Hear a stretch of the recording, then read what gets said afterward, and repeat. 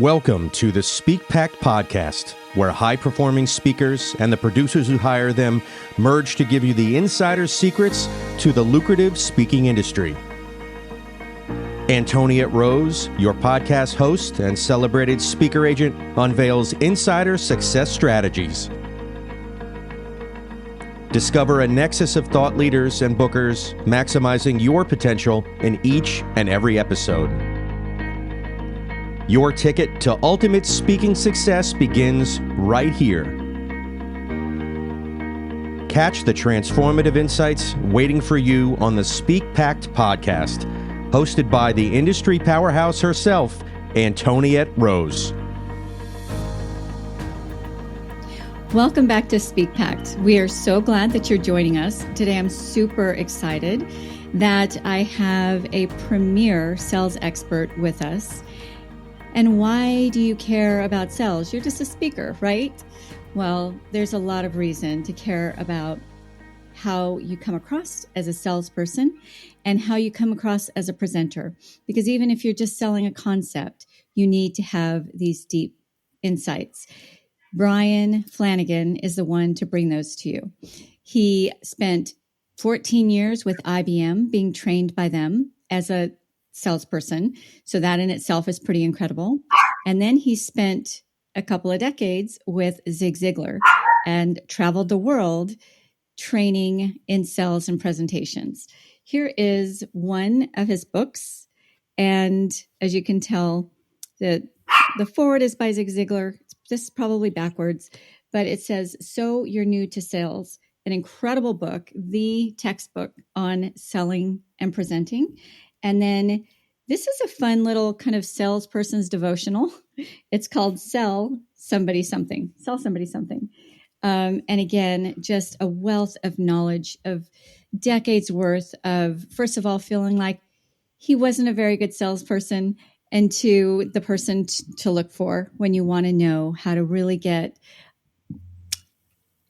a concept across so that people want the thing that you're selling, right? So I will let Bryan take it from here. Bryan, tell me, how did you go from really not loving selling to being a person who has formulated your whole career around and training other people how to sell well? I was raised the same way that your audience was raised. I was raised in Louisiana. Now, I love Louisiana. I don't want to live there, but I do want to be buried there. That way I can continue to vote. But you were raised in California and I was raised in Louisiana. We were raised by mothers who said this to all of us: don't talk to strangers. Don't ask people for money. So I went into sales. For a lot of us, we're accidental salespeople. For a lot of us, it's an unnatural act. It's not your business degree. It's not your college degree. And we find ourselves into the sales funnel, into the professional world of selling. A lot of us as accidental salespeople have got to learn their profession. And that's where the breakdown is. I thought selling was talking, and I was miserable. And until I got a process, then everything opened up. Selling is a process. It's not a personality. Selling is a process. It's not social media. It's not one phone call. Once you get a process, you can drop your personality in there. That's what I learned. And once I learned that, my career took off. I love that because, so many times you think you run across somebody and it's like they have a perfect salesman's personality, right? And that's not really what it's about. I love how you say accidental salesperson, because I think a lot of we speakers feel like that, right? We got into speaking and getting on stages because we had a concept, an idea that we really wanted to put across. And we had a solution that we wanted to share. And in there, we realized, we got to sell something to make this sustainable, right? Even if it's just the concept itself. So can you talk a little bit about why you feel like it's important for every speaker to get these basic principles and really understand them and be able to implement them regarding sales? Well, there are three ways to have success in the speaking industry. Number one, join the Zig Ziglar Corporation as a speaker. Well, unfortunately, they don't have that anymore. That was around when I was around. Number 2, fly an airplane into the Hudson River and learn to and live to talk about it. Or number 3, learn to sell yourself. The hardest part for speakers is not the content confidence. It's the sales. It's the marketing confidence. We enjoy what we do. We're in our element. We believe in our hearts that we have something that would impact someone's life. That's the easy part.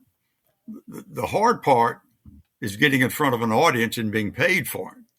That's why it's mandatory for all speakers to have some type of sales mentality. And when you say, so the average person, they think, sales mentality. Like, what does that mean to you when you say sales mentality? Think about this. There would be more people willing to go into the profession of sales if the term for the profession wasn't salesman, saleswoman, salesperson. More people would go into the world of selling if the title for our profession were problem-solving person, problem-solving woman, problem-solving executive as opposed to sales executive. There's something about the term that we still have a stigma about. And I had the same thing. Again, I wanted to be a high school basketball coach. And then I turned to sales because I found out it wasn't hype and deception. It was a way to help people move from A to B, help people return home safely, whatever that meant to them. So it has more to do. Oh, go ahead. Well, we have the mindset is that selling is, and I ask my workshops all the time, why didn't you go into selling? What were the negative connotations? Well, manipulative, obtrusive, liars, pressure. Well, what happened to you? If you move to the dark side, if you come to the sales side, what changed? And normally what happens, you get new information and you make a new decision. So when I thought it was hype and deception, I wanted very little to do with it. But when I found out that, especially in my IBM days, that I was helping people be more productive, have more quality, get it done faster, then suddenly I was a problem solver. And again, my career took off. Okay. So you're solving a problem. You're not selling something. You're solving a problem for somebody. Yeah. And you said earlier the natural born sales personality. I don't trust natural born salespeople, nor do I trust natural born cardiologists because I don't want a natural born cardiologist ad-libbing through my chest cavity. I want someone who's trained, is dedicated to his profession, that knows what she's doing, continually studies it. And that's what true professional selling, that's what it's all about. So if I'm hearing you right, selling isn't something you're just going to figure out. It's something you really do need to study and be trained at. Is that what you're saying? You're not like a cardiologist isn't just going to figure out how to operate on you. My brother-in-law is a plastic surgeon. When we go to Jim's house, he's got magazines about his profession. They've got all kinds of things in these magazines that you probably don't want to see as a layperson. But Jim studies his profession. When you go to a salesperson's house, they got Sports Illustrated. They got People magazines. And usually people think that as long as they have a product, they can talk about the product. They don't have to invest in themselves. And that's the biggest mistake we make is we don't invest in ourselves. And if I could broach this story, I was struggling as a sales professional with IBM. And that doesn't mean I didn't sell a lot. I did sell a lot. I sold my furniture and I sold my car. But I was struggling. And one of my buddies said, go out and buy this book by a man named Zig Ziglar. The book was entitled, See You at the Top. One page, one sentence changed my life. And that sentence was, you cannot consistently perform in a manner that's inconsistent with the way you see yourself. My mother told me that for 30 years. My wife had told me that for the 8 years we'd been married. But until I read that book and read that sentence, I was missing success by 12 inches. And that's the distance from my head to my heart. IBM had trained me. We estimated about $50,000 went into my training. Wow. And intellectually, I understood selling. But I never felt successful for whatever reason, whatever baggage I had. And what Zig Ziglar was telling me, Bryan, let's increase your deserve level. If you follow some of these principles and put them into application, I promise you, you go as far as you want to go. And that's when I learned that you need to invest more in yourself than you do in your career. Because there, personal growth precedes professional growth. If you're selling houses, I want the most updated sales professional. I don't care if they're comfortable. I don't care if they like Saturday listings, Sunday listings. I want a person who studies their profession and knows the taxes and knows the school district and knows the comps. That's what I'm looking for. A well-educated, effective, not comfortable, but effective salesperson. The only way you get there is to study your profession. So when you said personal growth precedes professional growth, I think that people see right through it, right? They see when you're a professional whose heart really isn't in it. You've just got all the language down. You have all the right moves down, all the, you check all the boxes. You look like a salesperson. You dress like a salesperson. You talk like a salesperson, but you may not be a salesperson. So what would you say to somebody who just has a concept, a mission to get a message out there? They want to impact people and they want to make a living doing it, right? They want to get on stages and platforms and share these solutions that they've come up with. That's what I wanted to do. Yes. That's exactly where I was. I started a business 5 years before I got into this business full time. I was still with IBM when I was taking time off to speak at conferences, and I did a lot of work with fraternities and sororities, did some sales training. So I was in this for 5 years as a passion before I turned it into a profession. You've got content confidence. You may know what your passion is, but please write this down. I stole this. If you steal from me, you're stealing twice. Put your talent ahead of your passion. So you want to speak. You want to go out there and change the world. Does everybody want you to change them? So if you have the ability, in other words, the talent, you'll know better how to present that passion. But when I first got a hold of Zig Ziglar, I was a training instructor at IBM's National Training Center. I was listening to the cassette tape to young people before there were these circular things. They had these little square. Anyway, so I'd plug these tapes in and drive 26 miles from Plano, Texas to downtown Dallas. And I'd be fired up and I'd park the car and I'd run across the street up to the coffee break room. And I'd say, guys, let me tell you what the story I just heard about Zig. And I'd see people peeling off and pretending they had to do something because the passion, I oversold it. And I asked people, do you have a passion for what you do? Yeah. Do you notice when you go out and talk to other people, they don't have the same level of passion? That's when I discovered put your talent ahead of your passion. Don't ratchet your passion down, but be skilled enough to know how to introduce it. So if you're looking at starting a career in the speaking business, what will people benefit from?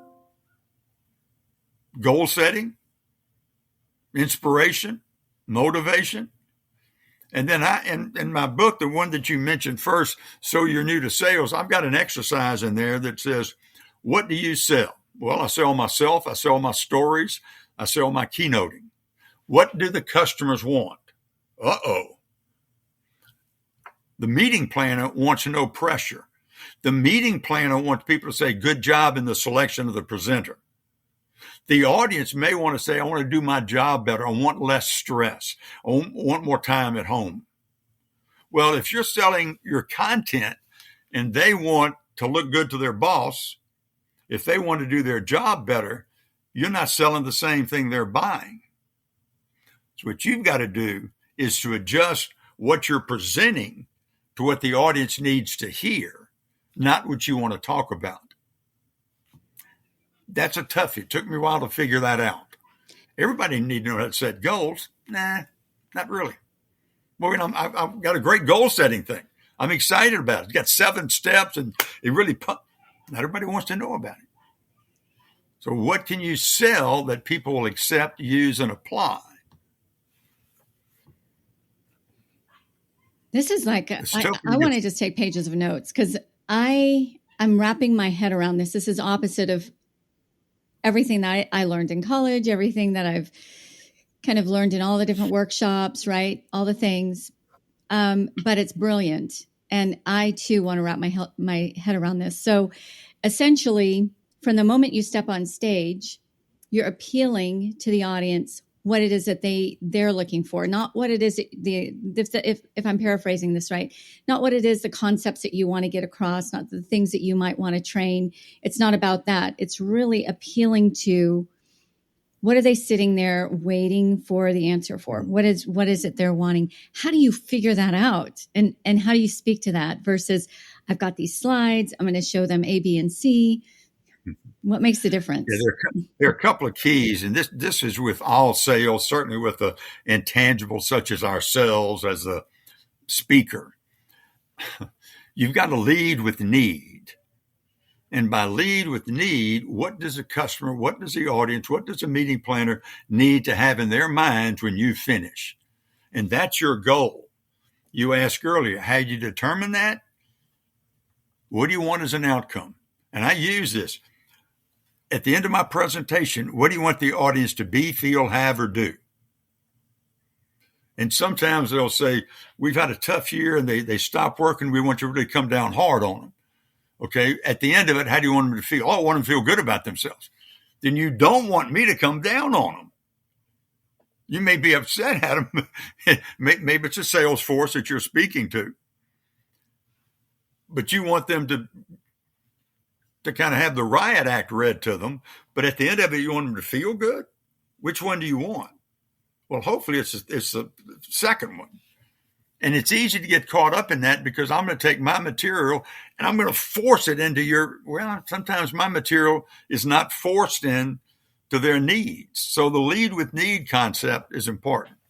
Secondly, and I would suggest this to any speaker, I had to learn to do this. Mr. and Miss Meeting Planner, one of the things we offer that separates ourselves from others is that we will interview several of your people who will be in attendance. If you got 45 people or 4,000 people, I can't interview them all. But if you'll give me a list of 4 or 5, a handful of people, 6, different parts of the country, different titles, I'll spend 15 minutes with phone interviews. That way I can come back to you and say, here's what you're saying, meeting planner, and here's what the field is saying. And let's mesh the two. I don't charge for that. I don't always offer that up front, but as a salesperson, that's my inducement. If they say your fees are kind of tight, your fees are pushing our limit, well, wait, here's the other added value that we have. So that's one way. Now, the second way, I don't get there. If it's a 9:00 keynote, I don't show up at 8:30. I show up an hour and a half, hour before, and I work the crowd. And when I work the crowd, I can personalize. Ralph Watts is just on there. Ralph's out of New Orleans, Louisiana. So Ralph said that when he's prospecting, and I can use his name, and if other people know Ralph, they know I've done my research. The best way to find out is to ask. That's incredible. Not in my entire career have I ever even considered asking the host if I can basically speak to a handful of the people they know are going to attend, and work the crowd ahead. And it's not about manipulation. It's about really understanding who you're about ready to get in front of, right? I always tell my clients, as you know, I'm a speaker agent, to study the event, study the literature, their languaging, their marketing message, study where you're going to go to. If it's a talk show or a podcast, listen to some episodes, But you know what, Mhm. Bryan? I've never thought about actually asking the host if you can talk to members of the audience, right? And then actually mingle in the audience, get to know what it is that they really are there for and wanting to But know. here's the benefit. That allows me to personalize the presentation. Some people call I'm going to use sales because I talk to a lot of salespeople. Some people call them sales reps. Some people call them account execs. Some people call them business associates. When I start using their buzzwords, they know I've done their research. They don't call their product equipment. They call them machines. They don't call them machines or equipment. They call them units. When I speak their language, which I learn over the phone, I'm sorry, young people, which I learn over the phone, well, what happens is I can personalize the wording. But part of what I ask is, what are your challenges? Why when you get a prospect, they don't convert? So that helps me tailor my presentation to their specific needs. And speak their language. Wow, how powerful is that? I think a lot of people might think, I have a hard time even just remembering names. How am I going to remember some of those things? And what you've been saying up to this point kind of reminds me a bit of, are you familiar with Jim Quick? Jim, Kuwik.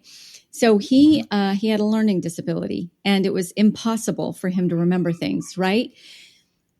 So said all of his teachers. So said, the people in authority in his life. But he decided to figure out a way to remember. So I think that if him with a learning disability can do it, any one of us can figure out how to go into a crowd, hear their languaging, hear their hearts, hear what it is that their frustrations are, what they'd like to see working better in their lives or their businesses or their departments, whatever it might be, and retain it. And there's, I guess, like being a salesperson is a learned skill. Remembering some of these details is a learned skill, right?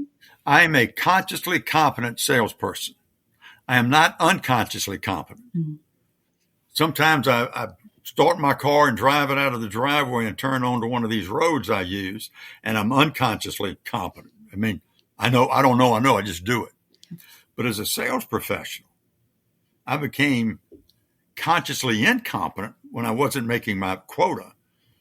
And I tried to move through study and through practice into a consciously competent person. And as a speaker, oftentimes it's the same way. I'm a big believer that I've been blessed in so many ways. When I got to IBM, we had 4 weeks of students, the same students for 4 weeks. Usually there were 20 to 24. I noticed at my first class that I audited that the tent cards were on all the tables in front of the students. And it got to be the end of the week, and some of the instructors were still looking down at the name cards. Well, when I got my first class, I decided that I'd take the roster that I got the week before, and I'd take the weekend and memorize their names. And the first name I memorized, I hope you're out there, Tim, is Tim Burke. He was out of the Los Angeles office of IBM at the time. But I remember Tim Burke, but timber.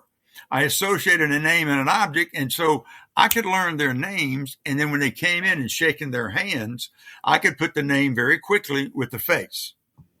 Wow. Now, I will say, as I've gotten a little older, it comes a little harder, but if you give me a roster of 40 people, that's generally my limit, 40 people, I can memorize their names before I get there. And you talk about personalizing, and you also talk about connecting. And invariably somebody asks, okay, you're going to teach us how to memorize names. And I can do that very simply. Go to Google, type in name association, name memory association, and you'll find out all the Anglo names of Barbara, it's a barber's chair, gym, it's a gymnasium, etc.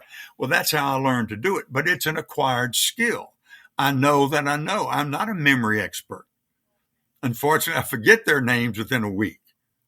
But even if I can learn, let's say there's 400 people in the audience and I can learn 15 names, I'm still ahead of the game. That is, I hope everybody wrote that down, right? That is another thing that I didn't know. Just go type in Google, name memory association, and actually associate the names with an item or an object. With an item. And this is a lot of what Jim Quick teaches. I've taken some of his courses. He may have a different method that is longer lasting. I'm not a memory expert, but it gets me through and it connects me with people.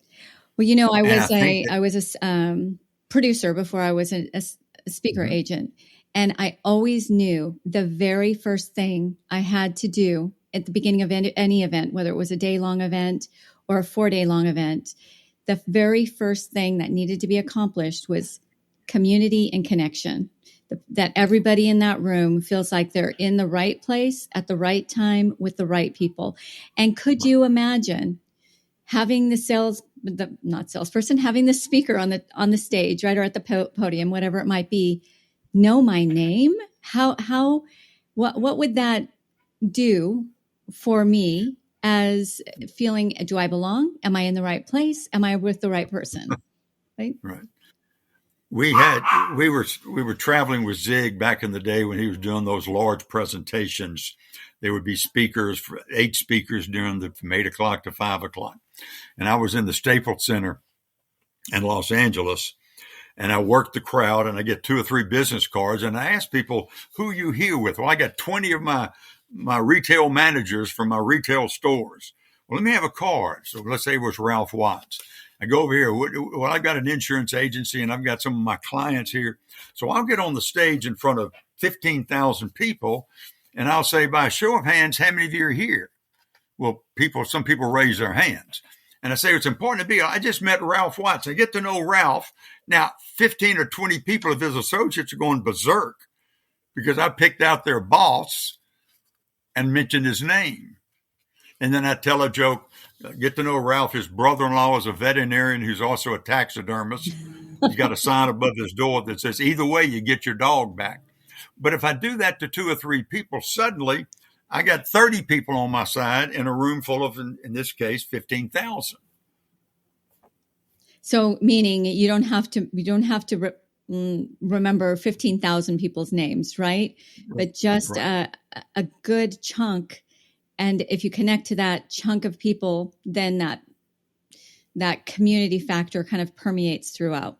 Yeah, they seen I've done my homework, if you will. Sure.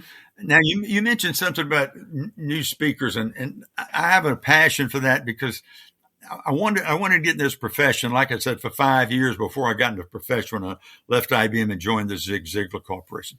So let me give you the 3 M's that are so important. The 3 M's to your speaking career. Number 1 is the messenger. How good are your presentation skills? That's you. That you're representing that. That's your platform skills. And I work with people. I wrote a course to get the job with Zig called Effective Presentation Skills. And we teach 12 skills. We practice each of them. We're recorded. We give feedback. You can see how you're progressing.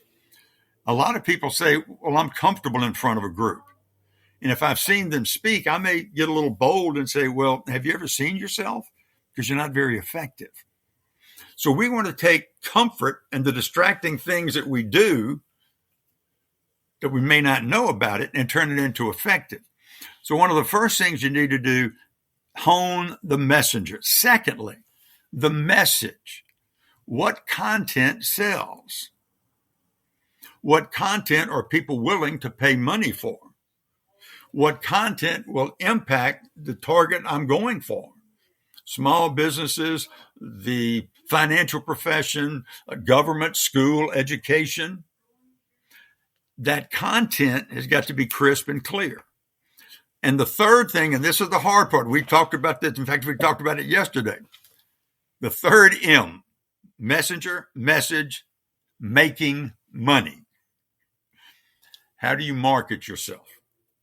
And that's what I love about what you're doing, because I think that you're on a leading edge there of what you have to, the strategies you have, I think are very worthwhile.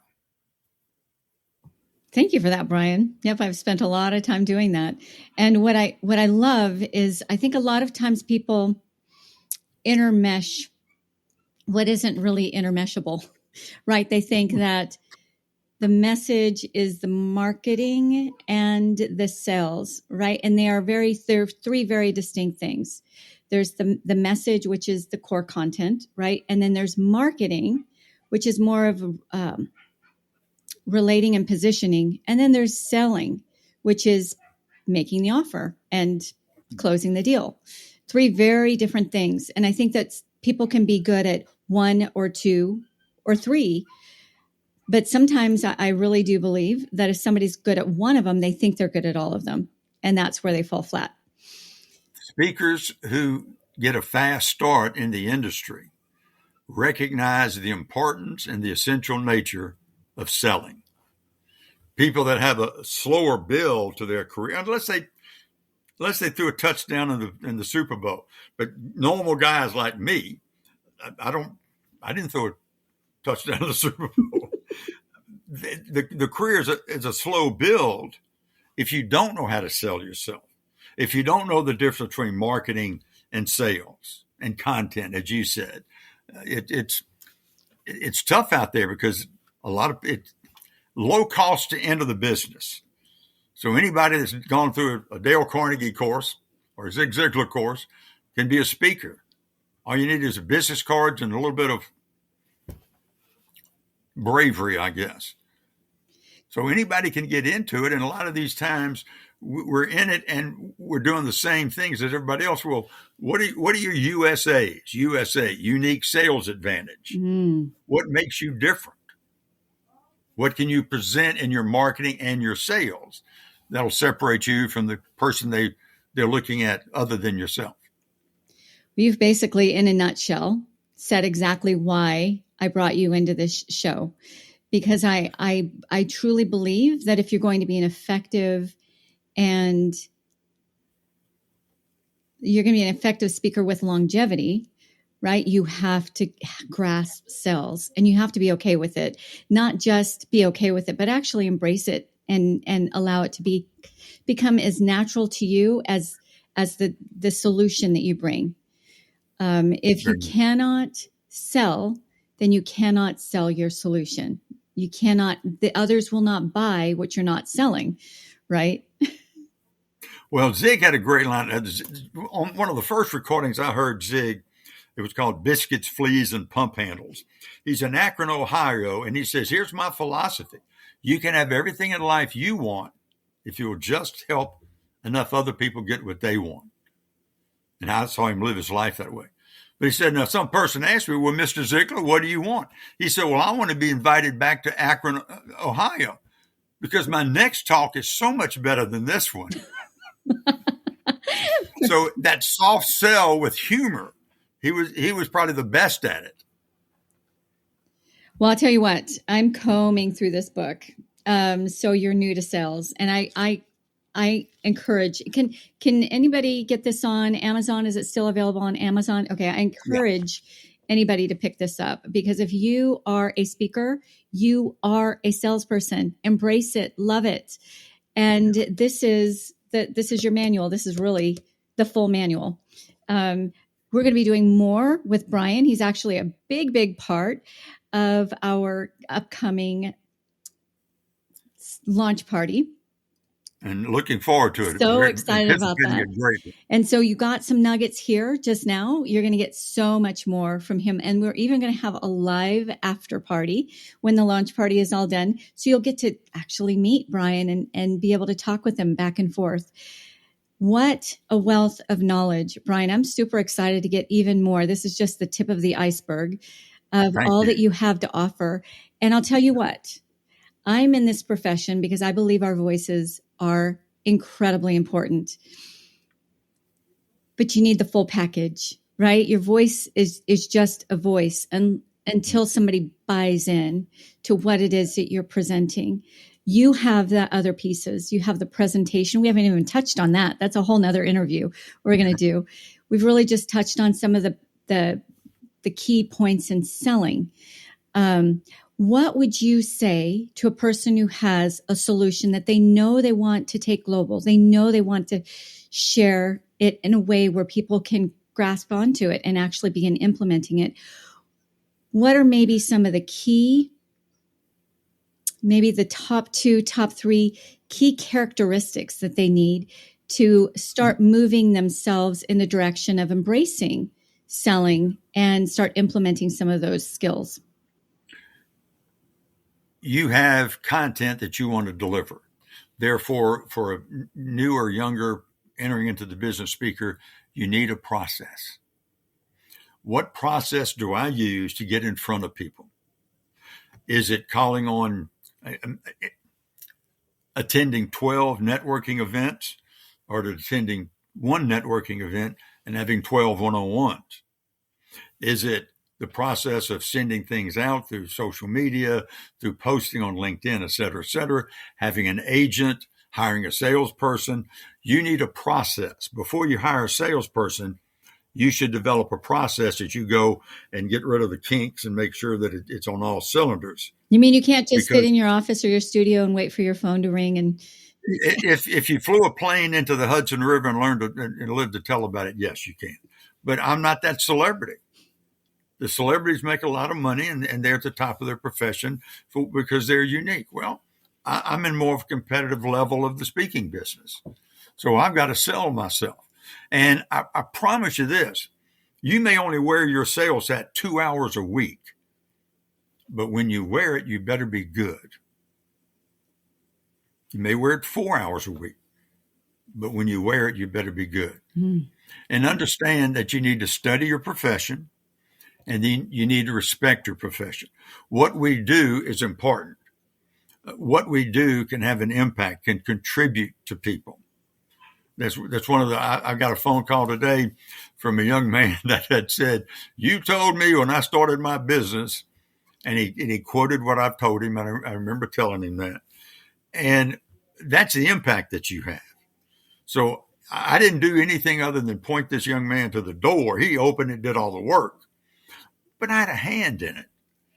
And that's something you can't put in a paycheck. And that's really similar to what happened to you, right? You got one line. I'm sure later you got lots more, but one line Bingo. out of Zig Ziglar's book, and it changed the whole course of your life. And that was 45 years ago. 45 beautiful years ago. Yep. That's amazing. So we are here to make a pact to impact, right? With our voices and with everything that we have. What is one last thought that you'd like to leave our audience with regards to why it's important for them, that individual, to really get this and take this seriously? It takes the fear away of bookings.